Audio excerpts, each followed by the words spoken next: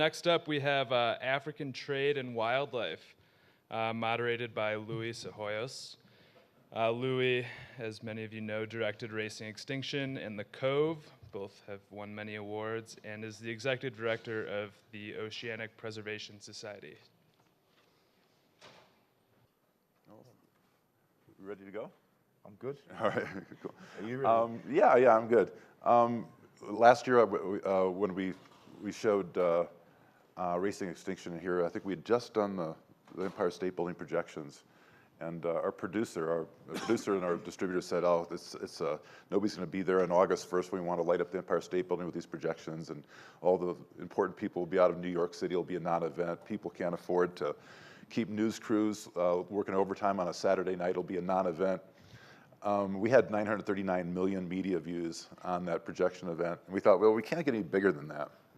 And then the Pope called, and we did these projections of endangered species on the Vatican during COP21 to keep tension on wildlife.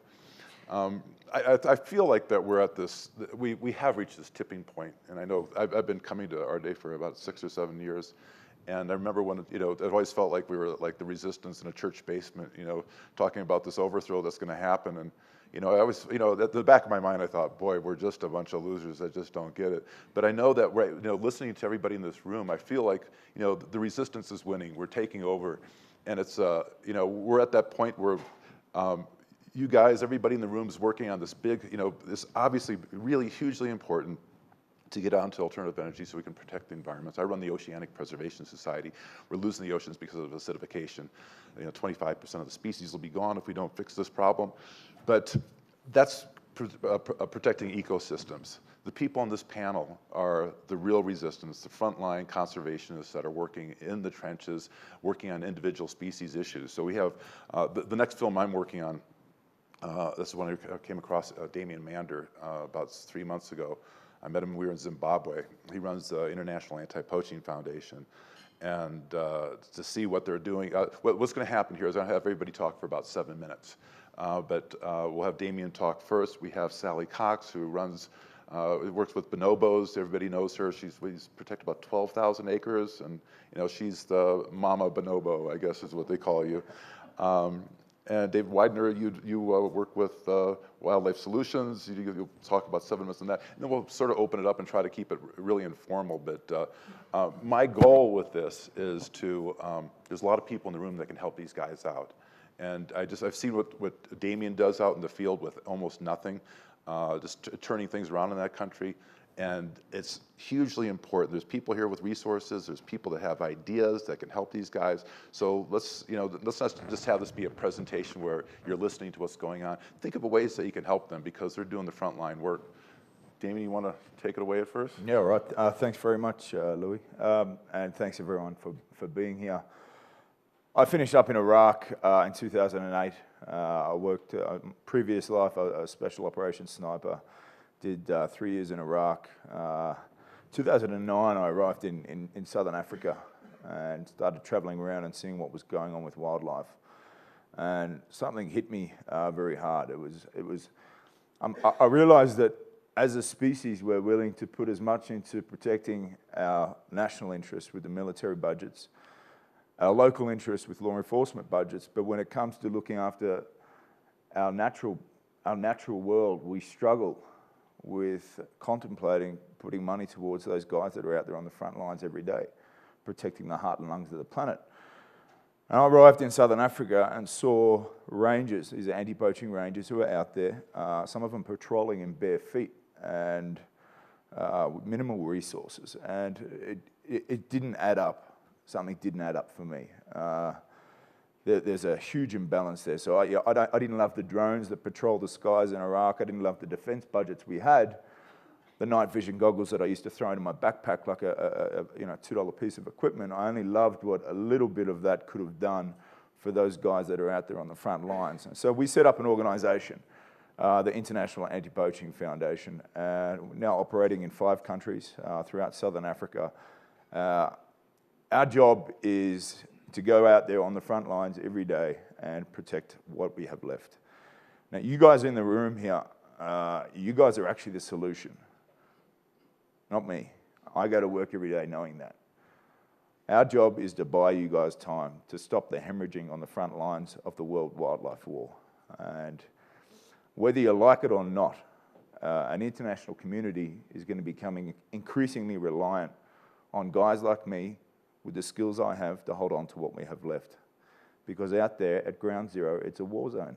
You've got guys using automatic weapons to take out animals like elephant and rhino across Africa.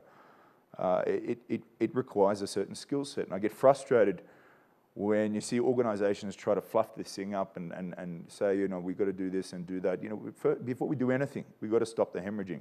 Because by the time you guys have come up with the solutions that we're all talking about here, there's going to be nothing left. So us as an organization, we go out and protect elephant and rhino. The reason we do that is because it's the hardest animal in an ecosystem to protect. So when you develop and implement a strategy, working with local stakeholders, working with the governments, working with the communities, when you develop a strategy to protect the hardest animal in an ecosystem to protect because of the value of its horn or its tusk, then everything else in that ecosystem is being looked after. And for me, I think the urgency, the immediacy is, at the moment, is holding on to what we have left so you guys can work on the big picture.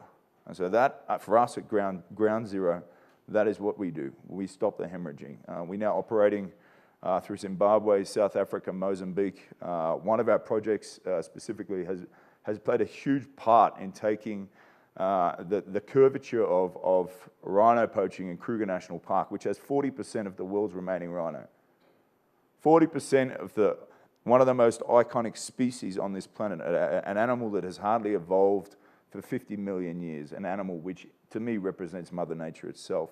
We've taken what was an on-average increase of 55% of carcasses in Kruger National Park from 2010 to 2014. We've helped play a major role in bringing that across to last year, a 0.1% increase.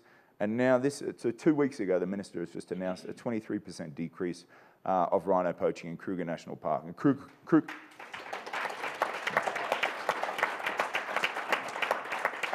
not only that, we went into the hardest country on the planet for a rhino to survive, Mozambique, a country where a rhino wandering across the border had a life expectancy of less than 24 hours. Mozambique is now about to be officially reclassified as a rhino range state because of the areas that we're protecting in that country. So we need to stop looking for a silver bullet in conservation. The silver bullet exists. Okay, it's a well-trained, well-motivated game ranger that is willing to go out there every day and live in harsh conditions and risk his life to hold on to the natural world. Thank you. Great. Sally? Well, it's an honor to be here in such good company. My mission in life is to protect bonobo apes and the rainforest in the central Congo Basin. I first learned about bonobos about 24 years ago when I was working at the National Geographic Society on a book about the great apes. I had never heard of them, and to this day, most people, most educated people in this country and throughout the world have never heard of them either. Yet they're humankind's closest relatives. We share almost 99% of the same DNA. And what fascinated me so much when I discovered bonobos was not only their similarities to us, but their differences from our other closest relative, the chimpanzee. And chimpanzees have a male-dominated, patriarchal, competitive society. They are the only primate other than humans who wage wars, violent conflicts with others of their own kind, to the death often, over territory and natural resources. Same things most human wars are fought over. But bonobos, on the other hand, are female-centered. They have a matriarchal, peaceful, cooperative society, and they share resources instead of fighting over them. They also make a lot of love, and bonobos are the only primate other than humans that have sex, not just for procreation, but for recreation, and they happen to be bisexual. So we have a great deal to learn about ourselves through bonobos. And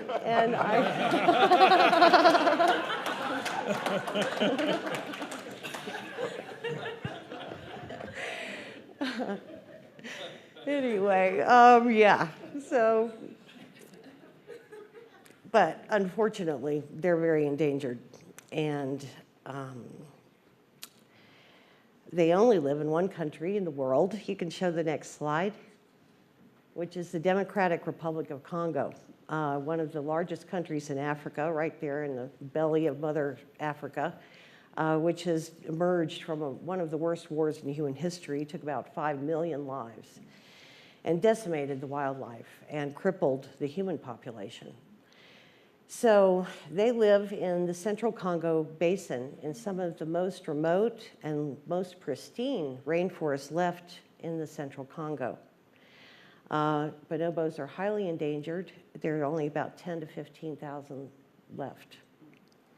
Bonobos are being hunted for bushmeat, for people to eat, and that is the worst threat, followed by habitat destruction by slash and burn agriculture and logging. So when I discovered bonobos back in the early 90s, I truly found my calling. And I quit my job at National Geographic and decided to follow bonobos, thinking at first I would try to write about them and help their plight that way.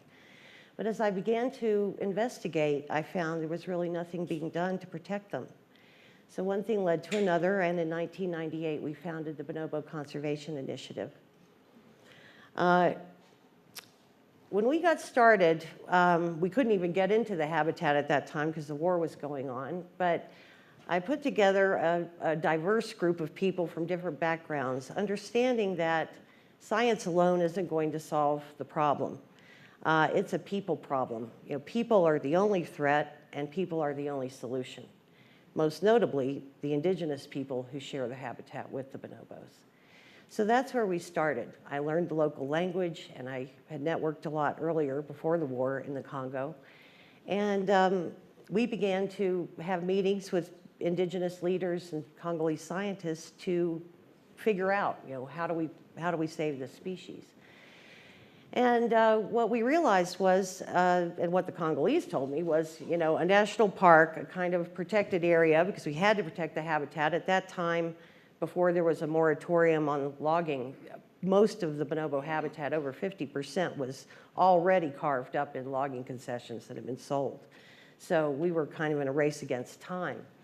And they said, you know, a national park where you draw a boundary and throw the people out, that is just not going to work. People live there.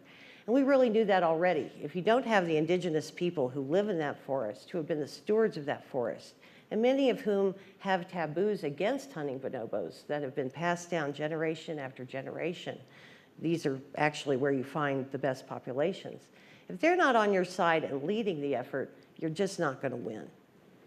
Interestingly enough, about just last month, the Rainforest Foundation of UK published a comprehensive study on 34 strict protected areas in the Congo Basin.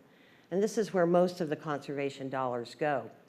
And they found that those national parks were simply not working. And in many cases, they're turning into commercial hunting grounds.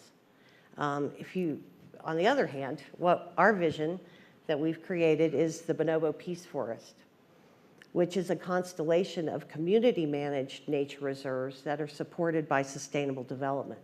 So it's taking a systems design, holistic approach where to protect the wildlife in the forest and at the same time to support the needs of the local people. And we've been amazingly fortunate to work with, well, I'll just tell you, you're seeing a map right now. So far, we've created 2 nature reserves spanning about 9 million acres, pardon me. It's about the size of Rhode Island and Massachusetts combined. And we have 4 more that are ready to be protected as we speak, which would add another 2 million acres to this. What we're trying to do is a big corridor, you can see there on the map, where we join these areas together. And even on my last trip, just a couple of months ago, 2 more communities have come forth wanting to join. So it's really amazing. The Peace Forest is actually going viral. It's self-replicating on its own, and you just can't ask for something better than that. But unfortunately, we don't have the funds and the wherewithal to support these people at this point. See the next slide? So I just want to spend a couple of minutes just to introduce you to a couple of the people. But in our work with these folks, this is Albert Locasola. He was the founder of the Coxe Bonobo Reserve, which is the pilot and model for the Peace Forest. We started working with Albert back in 2001. And in our negotiations to create the reserve, the people said, you know, we want an institute of higher learning in our territory. So we founded a college, a community college. He's standing in front of one of the classroom buildings there, and it's just been accredited a couple of years ago. They needed a health clinic. There's no health services whatsoever. You can't get an aspirin you got to go 70 or 80 kilometers just to get to any source of medical care. So we founded a health clinic. We've helped them with sustainable agriculture that both reduces the impact on the forest and improves the yield.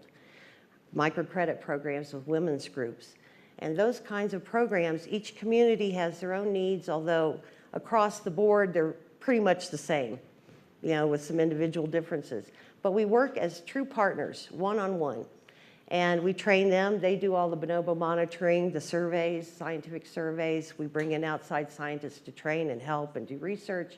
And it's really a partnership. And what we found is that is the most valuable thing. You know, that has built this social capital that we're very rich in out there. Regardless of money, communities have decided, yes, we're protecting our bonobos. We see the value in that. And even in times where we don't have the funds to support them, they're continuing.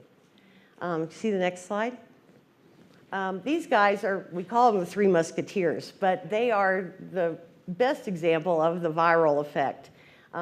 These three gentlemen had the privilege of working with us and participating in some trainings that we did at Coxe. And they all became inspired to go to their own communities.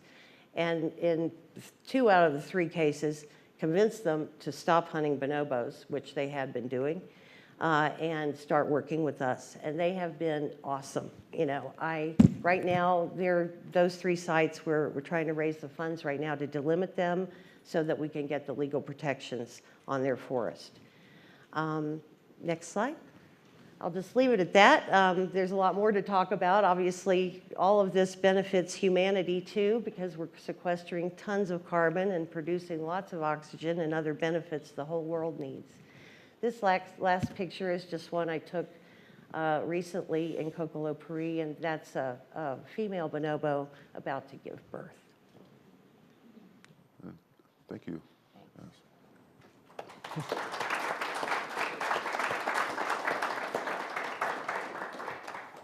Okay, a little bit about wildlife protection solutions. Wildlife protection solutions provides technology to help with conservation of all species, but particularly endangered species. And I like to think of that as being sort of divided into 4 major functions that we provide. The first one is simply education. And if you take information that is stored in databases and extracted out by, say, country, you find some really interesting information that we try to share with the world through apps that are on our website. So for example, essentially this group is talking about Africa. I work primarily in South Africa. South Africa has maybe 65 approximately major mammal species. Of those, 14 are threatened in one sort or another, ranging from critically endangered to near threatened. We also work in Indonesia. Indonesia, by comparison, is much worse off, believe it or not. A lot of people think of Africa as being, you know, in a chronically bad state regarding wildlife, but in reality, Indonesia has maybe 92 species that are major mammal species, and of those, 84 are in some state of being threatened. So if you compare those 2 countries, number one, I think the education helps people decide which species they might work on, and also to some degree regions that are important, just to look at the criticality of the endangered species situation in each region. The second major function that we try to provide, and there's a picture on the slide now of a camera system. And one of the things that we can do with deployed camera systems is try to find new species. And I think probably most people are not aware what kind of pace we are currently experiencing in finding new mammal species, for example, throughout the world. Since the year 2000, 412 mammal species have been discovered in the world. There are thought to be a few thousand more species to be discovered, mammal species to be discovered. So that's one of another use that we see for technology is to deploy things like field cameras and sensors and hopefully uncover the additional species that we think are out there. And of course the corollary is to then, they're probably not going to be in great shape, and then action will need to be taken to preserve them. Yet another function that we view for technology, and again, it's using the camera systems that are displayed on the screen, but that is to find isolated pockets of species. The Sumatran rhino, Damien was talking a little bit about the South African rhinos, but the Sumatran rhino is also a very endangered species. There are probably 100 left in the wild. So the issue with the Sumatran rhino is to try to find these isolated species. They're mainly known to be in 3 parks, each having about 30 each in each park. But the problem is some of the parks are large enough that they might get separated, and it could be that you need translocation to bring them together to breed because the breeding communities may not be viable. So here again, the idea with technology is simply to use it as a tool to help find the animals where they are, and then use that as a precursor to next steps, which might be things like intensive breeding or translocation to bring them together to breed. Then the fourth area that we use technology for is protection. Again, this is very similar to what Damien was talking about, but maybe the step before when he goes out and actually interrupts poaching events. But the graphic that you see on the slide is an example of cameras that we deploy and sometimes other sensing devices to detect when you're getting human and or animals that are in areas that they shouldn't be in.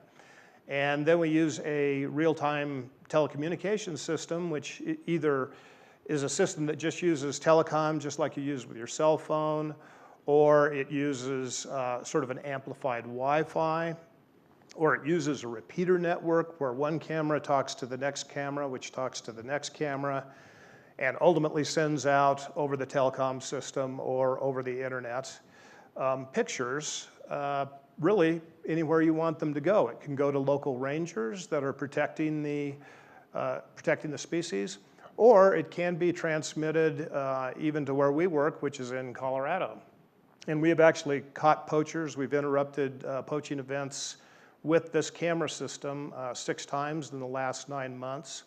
And we've actually caught poachers from Colorado. So we have volunteers that look at the images that are coming in, and then if they see something that looks suspicious, call the nature reserve or the ranch up and say, I think we've got a problem out there by camera 3. You might want to go out and look at it. And when we've done that, you get all kinds of things, the responses. It ranges from people getting into gunfights to them just going out and scaring the poachers and causing them to run away.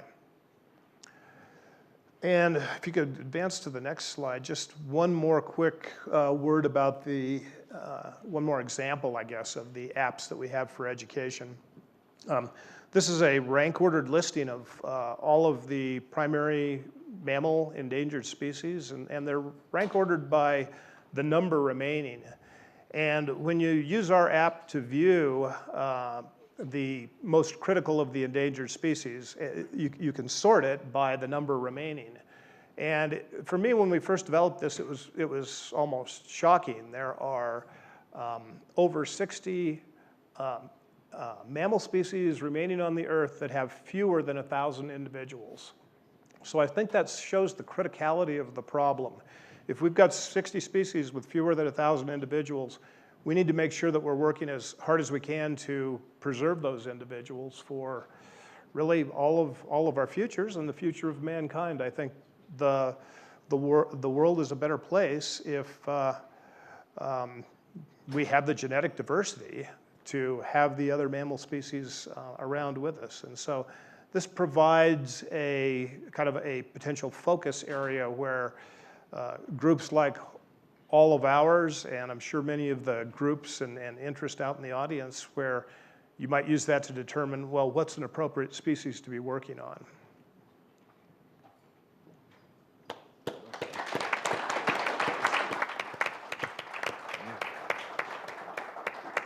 Sally, yesterday you were talking about the infrastructure. You go to a place like the Congo. I mean, it's not just dangerous to work, but there's no roads, there's no electricity.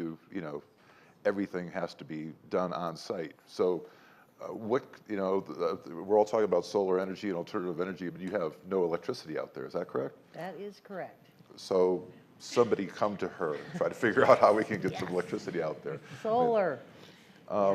Damien, where do you see things going in the next 5 years? Do you have a plan for how to scale this up? Just to clarify the touch on the hand before, if anyone saw myself and Louie about an hour ago, we were in the male cubicle together.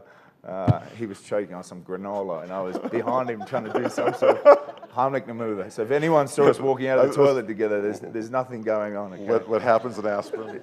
Yeah. The next 5 years, we need to keep expanding our operations and reclaiming more and more land from poaching activities and creating more and more viable habitat. We've got to think of these forests and these wilderness areas as a car. The animals inside these forest areas is like the engine in a car. If you take away that engine, the car stops working. And for us, we need to protect these areas because so many of the communities that surround them depend on the tourism dollar that comes into there, but also the meat that comes out from some of the hunting industry that's involved with there. Whether you're for that or against it, it is something that does benefit some of the local communities. Us as an organisation, our job is just to do anti-poaching. Our job, if you think of the bigger organisations that deal with policy change, demand reduction in Asia, research and development, underground work, community work, think of that as the army. Think of us as SEAL Team 6. So we're guys that go in and develop strategies for areas that are being really targeted by paramilitary forces or counterinsurgency forces that are out there to take money that is going into organised crime and terrorism. We've seen repeated links from ivory poaching going into terrorist networks. So for us, it's just a matter of buying time for as much of these areas as possible until we come up with a solution as a global community as to where we're going. There's going to be 2 billion people on that continent by 2040. So I don't know how you get a community to a point or a continent to a point where they understand the long-term preservation of wildlife is more important than food on the table tonight. Now, there's people much smarter than me trying to figure that answer out. We sit here as a global community with 7.4 billion people on the planet. We're smart enough to desex our cats and dogs so they don't overbreed, but we struggle with the ethics of discussing human population growth. So I don't know where all that is going. I just know my job is on the ground to protect as much as we have. I mean, when I was with Damien in Zimbabwe, in racing extinction, there's a gentleman at the Cornell Bioacoustical Laboratory, Chris Clark, who talks about how we're losing the voices of nature. This cacophony that used to be in, this Eden that is lost is now disappearing.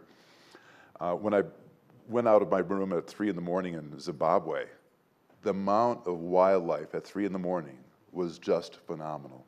It was the insects, the birds, the jaguar chasing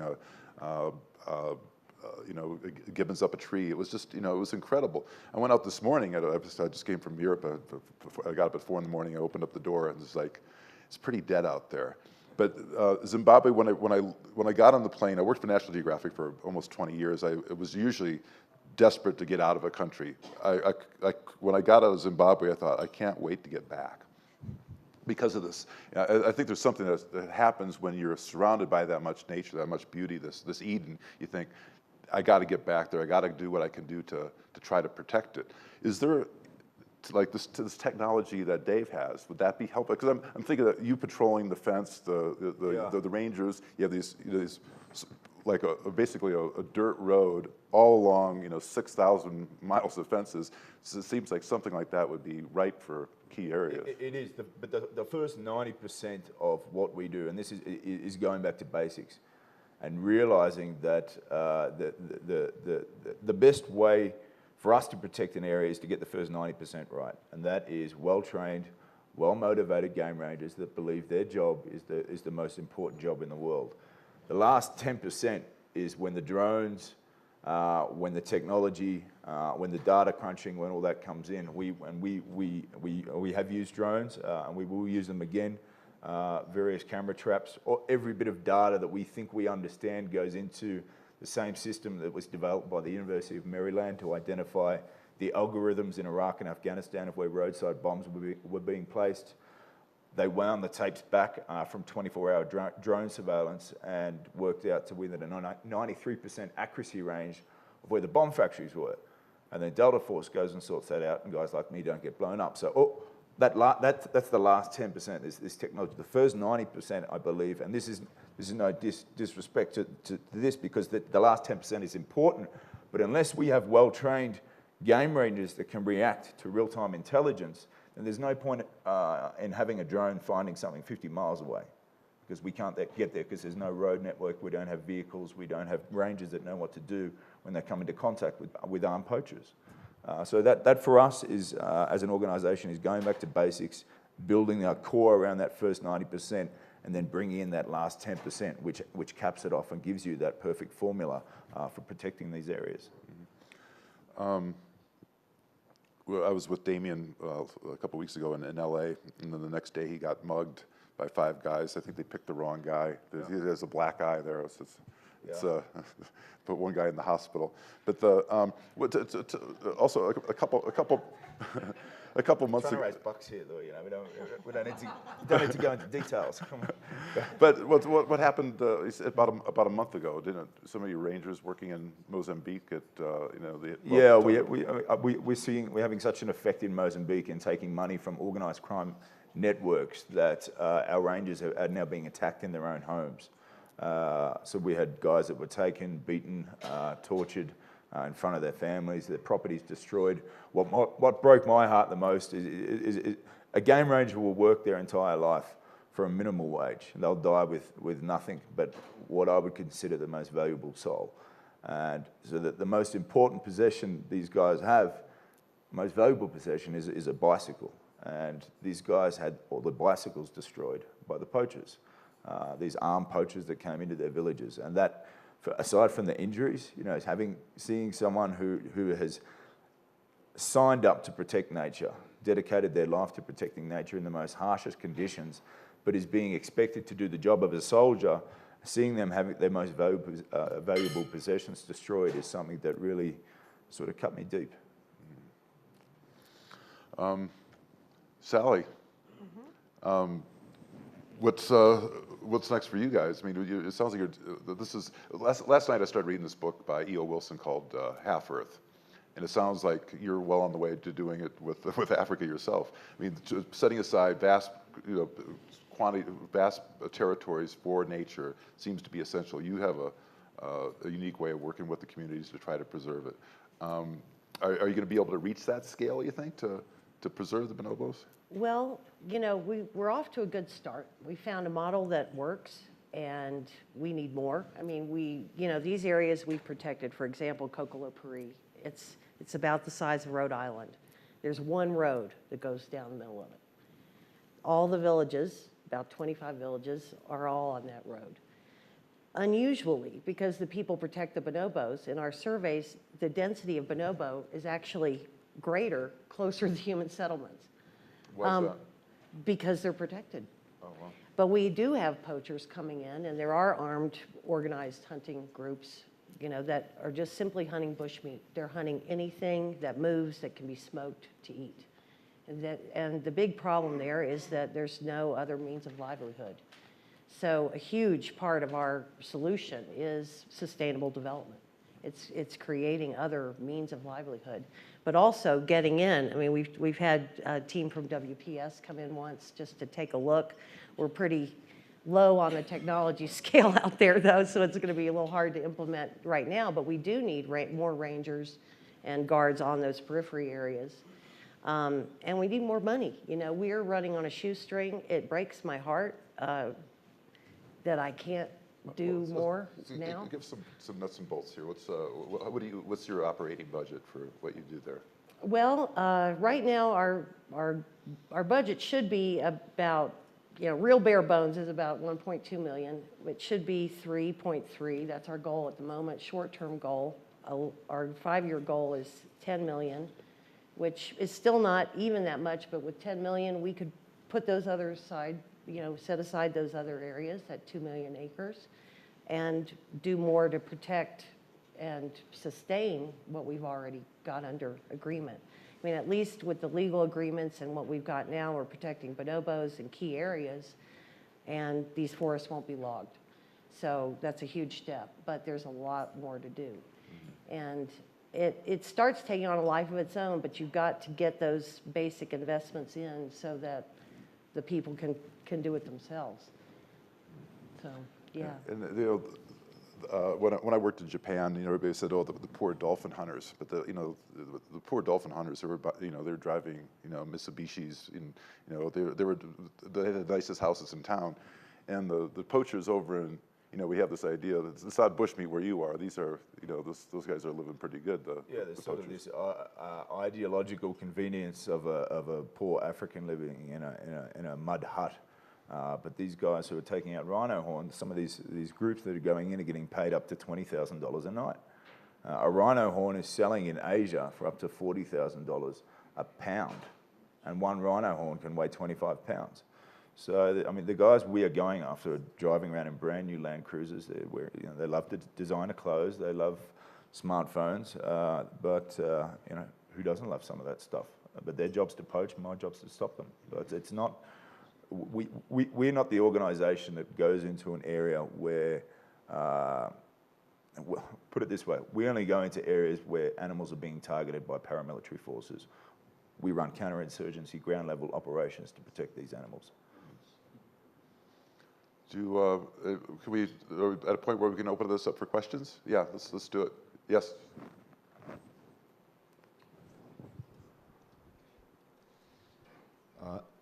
Thanks, Louie, for shepherding this. Is this on? Yes. I'm Bill Stetson. I serve on the President's Advisory Committee on the Arts, which is also an outreach committee with kids and climate. And I'm on a number of media and environmental boards and foundations in both New England and DC. And when you opened this up, Louie, and talked about Damien and the fact that they're really important media projects that tell really important stories of issues that need to be dealt with right now, and they need tiny bits of money. You know, I know we've tried this with environmental organizations, but is there a clearinghouse at this point where those of us who have a bit of money could find out how we can contribute to a media project and get something done, like, immediately? Sort of around the world. All right, cool, yeah, thank you. Yeah, well, talk to Damien, he'll be around. Is Catherine here? Is Cat here? Okay, Cat, yeah, so see Cat, Bill. So thank you. Yeah, no, there's a couple more hands. Yes. Yeah, let's speak loudly, but maybe we could cover some turf while you're. Well, this message is so vital, and I'm just wondering if, as we're planning our whole media campaign for all the climate change events and all the subjects in them to really educate and inspire the public, if in this realm, the problem is the myth of what those things are doing in the Chinese culture for aphrodisiacs, things like that. What about some sort of strategy in our communications that attacks and redefines the myth? And then we get kids involved with a program that, you know, what's cool and what's not, and that's just not for a whole lot of reasons. But we have to explode that myth. I've spent half my life living in Asia. I know how strong it is. So it's a time, a new just something to think about. No, our organization is working with Wild Aid in Africa to, you know, with Yao Ming. We're using Chinese celebrities to debunk the myth about rhino horn and shark fins. I mean, there's a lot of other issues. There's only so much you can do, but Wild Aid is one of the best organizations that we work with, that we partner with on that. I go to China tomorrow. I'm meeting with, you know, the Li Keqiang. He's the wealthiest guy in Asia, and we'll talk about exactly this, how we can use his forces and how we can scale this up. Because there's a lot of people with wealth, and they have the means. They just want to know that the metrics are going to be used for something really valuable. And so what we're trying to do is, okay, we know how to, we know what the problem is. It's just about speed and scale. Right. And so we just need to connect the wealth with the people that are doing it. And I think that it all can be done. People just need to hear a good story. And you know, we have, I think, some of the best stories in the world here. I mean, this is you have two people here that are on the front lines. This is incredible. Hurry up and finish up, you guys. Come on over the Congo. Yeah, no, it's exciting stuff for me, because you can see that this actually is the media has impact, and that these guys can, you know, then raise the funds to get to do their job.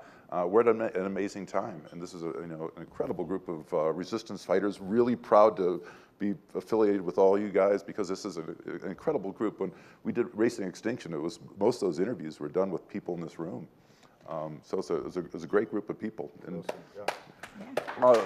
I was just wondering if we couldn't get some additional synergy with what we're doing in our collaboration with the Chinese on their renewable energy, that Rocky Mountain Institute and the Windstar Foundation, which I was part of, helped fund. And we want clean energy also with the animals, you know, make some parallel messaging there too. That's just coming to my mind. And there's budgets on both levels for those, so. get this lady some power. Yes. Yeah, okay, one more question. Yes. Hi, as one of the few green conservatives here, I wanted to ask about whether there's a policy that you would apply to what you're doing. The Rainforest Trust that we heard from this morning is adapting an idea from a Peruvian economist named Hernando de Soto, who said that if you extend property rights to people in third world countries who have been frozen out by kleptocracy governments and forced into the black market, you can increase prosperity. Rainforest Trust is using extending property rights to indigenous peoples now to help preserve forests. They will give indigenous people a title to some of the forest, and it's frequently combine that with a national forest right next to it. So the indigenous people have an interest in preserving their land and then also preserve the forest. And it's basically a free market solution because it extends property rights. Does this apply to the kind of things you're doing? Could it apply? Would it help for wildlife protection or not? Yes, I mean, we do work in a similar way. The land tenure in the Congo where we work, the indigenous communities, it's actually a fuzzy line about who really owns the land. You know, in essence, the government actually owns the land, but we have gotten the rights to protect it and the indigenous people to manage it themselves. So in that regard, yes. You know, another model that we've explored is conservation concession, which is like a logging concession, where you essentially buy the rights to a parcel of land over 25 or 30 years, and the government receives some funds, and the local people get, you know, what cahier de charge. They get certain benefits and payments and rights to manage their land. So yes, we are on the same page with that. We're getting pulled off the stage. Thank you so much. Okay. Appreciate it.